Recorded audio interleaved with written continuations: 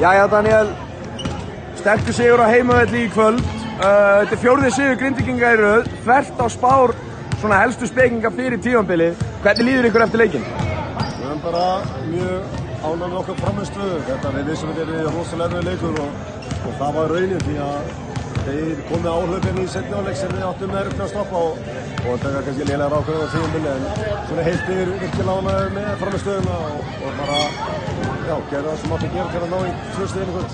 Hverja voru svona ykkar áherslur varnarlega á móti liði eins og Breiðablik sem tekur mikið að 3 stiga skotum?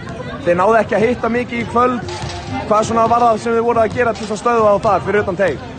Við náttúrulega að reyna að minnka álagið minnka skorið á Everett og Hilmari og við fannst að gera ágætlega á Hilmari í kvöld og heilt yfir var þetta fínt en við vitum líka alveg að þetta verður gott lið og góða skiptur og við vorum að reyna að gera meiritt fyrir og við lögðum bara áherslu að trufla þetta aftur í vörn bara í hver skipti og mér fannst fyrirháleikur að vera mjög fínt í því en í seinni hálfleik þá náðu þeir nokkurum hraðaflöfum á okkur og þá tókum bara tíma og fórum bara yfir hlutina aftur og kláruðum leikið vel.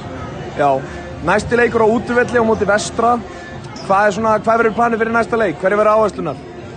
Við verðum bara að halda áfram á sömu braut og fókus á okkar frammistöðu og við þurfum að bæta okkur með hverju leik sem líður því að við viljum alltaf sjá bætingar og hvort sem þið segja að fara að gefa okkur 2 stig eða ekki, við viljum alltaf sjá bætingar í okkar leik og þá eigum við að ná þessi 2 stig.